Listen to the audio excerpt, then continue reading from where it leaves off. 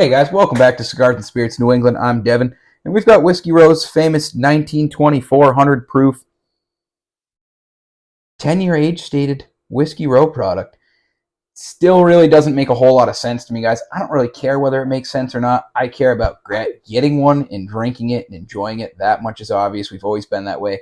But I mean, Whiskey Row sits on the shelf, available lineup, affordable, and this is almost none of those things. And I'm going with the outside of the affordable because it went up another $20, which is kind of annoying. I'm not going to lie. I have to. Like, if we were to grade this, like, that's why I love watching Dan and Sean, because at the end of the day, this is going to take a big hit for, like, what it is versus price. Like, probably score it like I have been just for the fun of it at the end. It's also a fresh crack, and I saved legitimately this last pour. This is empty. Because I just wanted to compare. I knew this day would come. And I mean, obviously, this is going to be oxidized. This bottle's been open for over a year for sure. And then this is a relatively fresh crack, which you know I don't prefer to do this with anything that's freshly cracked. But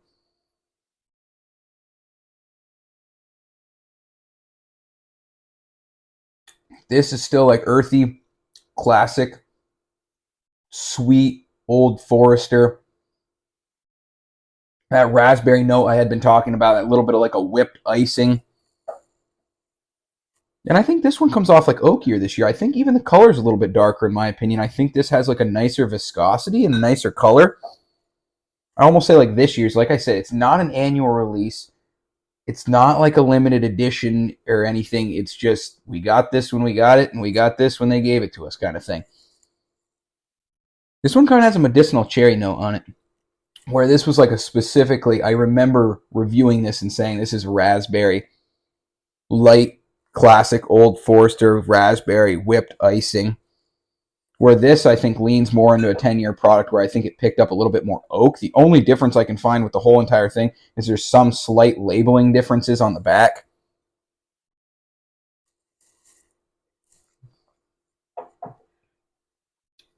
This is oakier for sure, and I like it a lot. I didn't love to pay $99 for this at the time, even though that was a long time ago, and they have upped it to $120 now. This is $119.99 MSRP. That's not crazy anymore. Everything goes up in price. I can't wait to see the day, just like all of you guys, where we're going in and these are $60 or $70 bottles again, and these limited releases are kind of to the wayside, which isn't even this. I mean, some of the limited releases behind us that are crazy priced. It's got that sour note to it. I like that a lot. That sour, like that pixie stickish, really like sweet and sour, I want to say, but it's really more like a sour, like candy-esque pixie stick type note.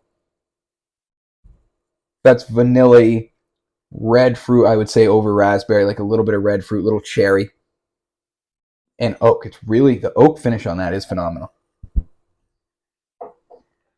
Compared to the last time this was put out, like I said, and it's not a batch, not the last batch, whatever you want to say. It's more subtle for sure. It's oaky on the end. I do like it. Not as oaky as this one. Could be the oxidization, like I said. Beautiful nose, though. Has a sweeter nose. I think this comes off to me. I know they're both bourbons. This is more bourbon-esque, like classic, like a little bit of caramels. Vanilla, sweet, like I said. Very white oak finish. Where I think this remains like with that candy note. I mean, it could be the same whiskey, you know? Obviously not the same barrel or blend, but I mean, they're shooting for a consistent product. It's pretty consistent. I think the details, the minor details we're picking out of it are probably solely from oxidization. I liked it then and I like it now. It's like a little peanut note on the end of this guy now. That definitely wasn't there. It's come over time. Guys, I'm always excited about Whiskey Row products. I love it. I can't wait till this is shelf stable and everybody can have it. If we got to pay a little bit more for it compared to like the 1920 and things like that because of the age statement, I think it'll still sell if we can get it to sit on a shelf. Maybe if it's shelf stable, eventually the price comes down to maybe $80. Like I said before, I'm super happy with it. Didn't necessarily say I was going to go with a backup on this a year later. I obviously got one. Still happy with it. Love to look at the Whiskey Row lineup on the shelves. Thank you guys, as always. I appreciate it. Today, I'm going to go like a flat... Honestly, real quick, not to take up your time, let's just pour it up. Nice cork pop. Keep taking that away from me. I feel bad. I don't think just to let it fucking blow. But, excuse my language. But,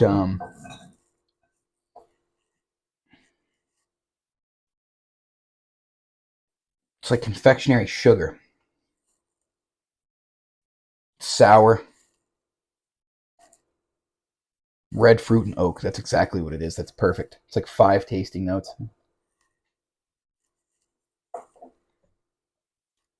And it's that. It's those 5 tasting notes, and it finishes nice and oaky. It's delicious. Man.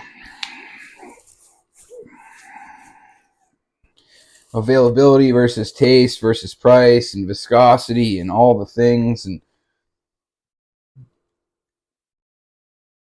6.5. I think that's fair. I was going 7. This is a 6.5 all day long. I think that's fair out of 10. I recommend it. I do. Try it. If you don't want to pay the money for it, try it at a bar first, guys. Thank you. Sorry if this is a little bit of a longer one. Thanks for joining us today on Cigars and Spirits New England. We'll see you on the next one.